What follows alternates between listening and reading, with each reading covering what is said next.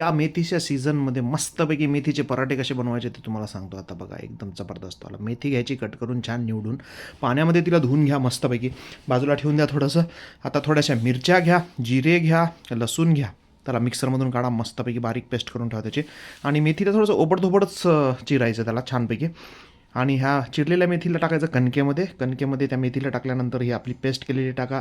त्याच्यानंतर कोथिंबीर पावडर टाका, मीठ टाका, आपली हिरवी कोथिंबीर, थोडंसं चण्याचं पीठ आणि तीळ टाकायला काही विसरू नका बघा. आणि एकदम हलकीशी हळद टाका.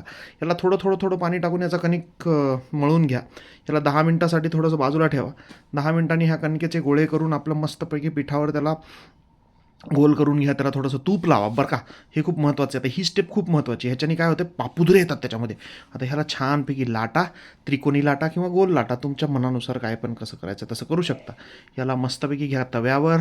छानपैकी खरपूस असं भाजायचं. थोडंसं लाल व्हायला आलं ना की त्याच्यावर थोडं तूप टाकायचं. तूप घालून पुन्हा त्याला मागून आलटून पलटून सगळीकडून मस्तपैकी भाजून घ्यायचं.